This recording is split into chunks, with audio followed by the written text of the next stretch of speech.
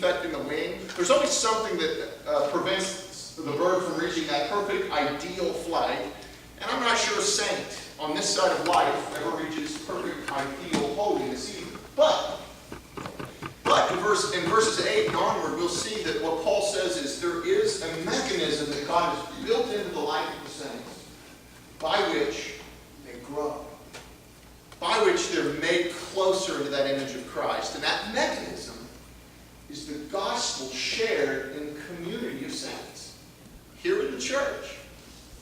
Let's read what Paul writes in verses 8 and onward.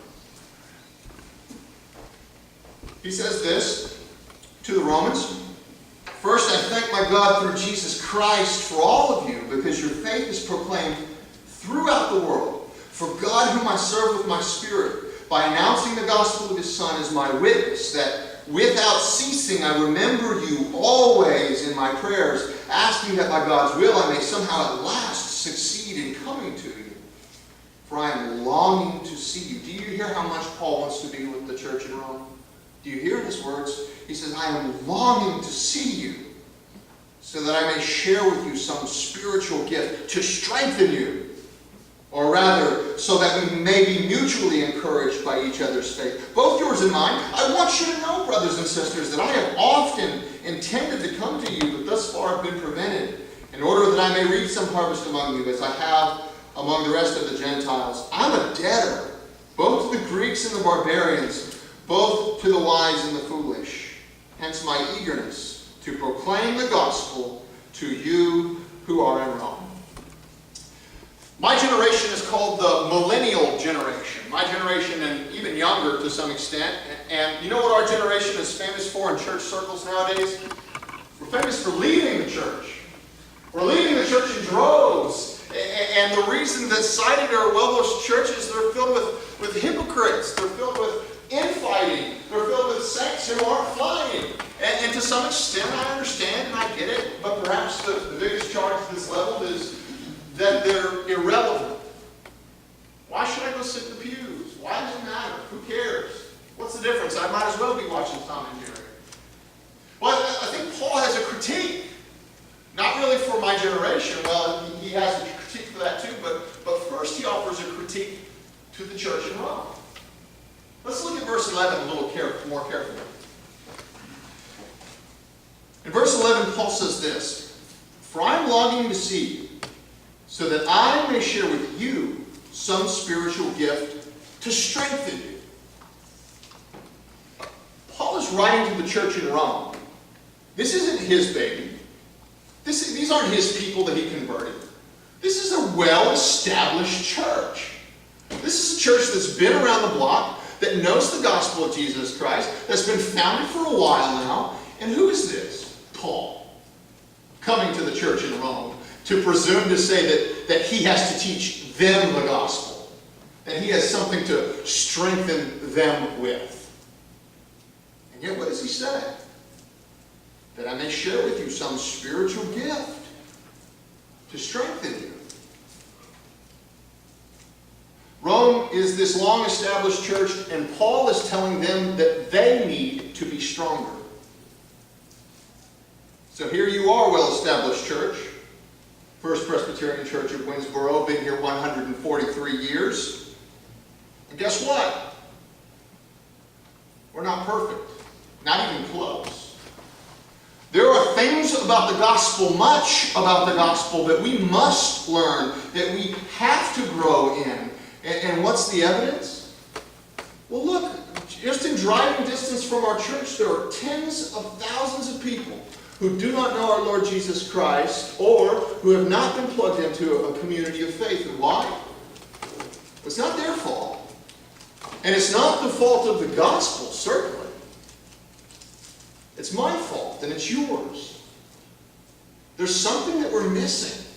We have to be strengthened and changed in order to share this gospel more effectively. There's something about the gospel that we have yet to learn in a well-established church. Just as Paul writes to Rome, that he needs to strengthen them, that he still needs to share the gospel with them. But I say that there's another part to this too. There's a part that my generation is missing. There's a part that the people who say, phooey with the church. We don't need anything to do with it. They're missing something really important as well. And Paul makes that clear in the next verse, in verse 12. Take a look. Paul says, or rather that we may be mutually encouraged by each other's faith, both yours and mine. You see, these millennials think that they can be spiritual but not religious. They think that they can be individualistic but not connected to a body. And what Paul says is, I need the Romans. He's not just coming to strengthen them. He's coming that he may be strengthened through their faith, that they would be mutually encouraged. And this is the way that the church is intended to work. That we share with one another. I remember a few weeks ago when I sat right there and Peggy preached and she offered communion, and as I watched each and every one of you come up, I saw your faces. Some of you were in great joy and some of you were in great struggle, and I realized in that moment that I've been in great joy and I've been in great struggle.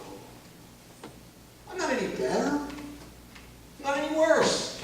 I am you and you are me.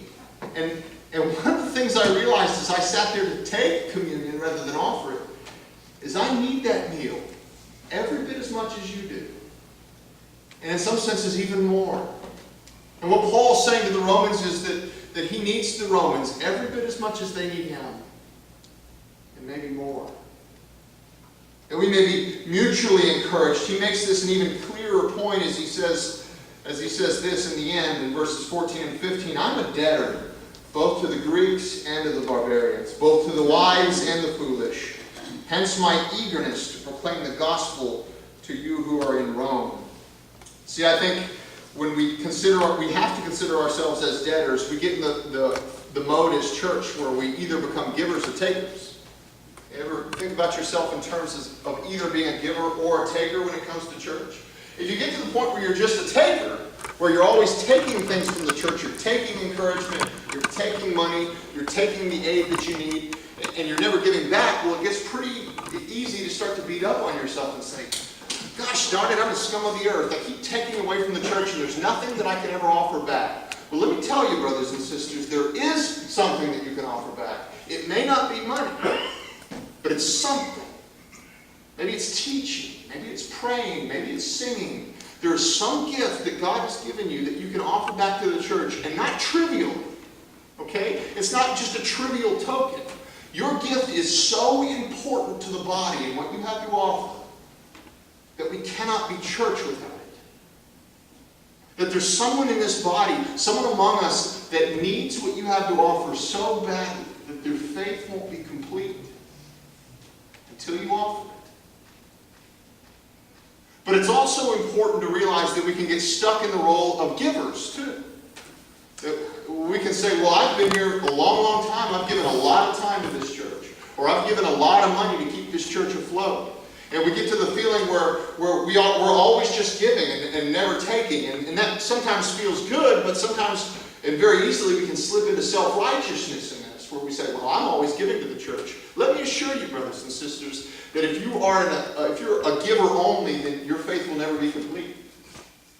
You must also know that you have to be a beggar here. That you need something so desperately from this body that you will never know Christ completely until you are able to beg to receive what you need from your faith. And it comes from a brother or sister sitting right around you. We must not just be givers. We must not just be takers. We have to be both. We're debtors to one another. It's what it is to be the church.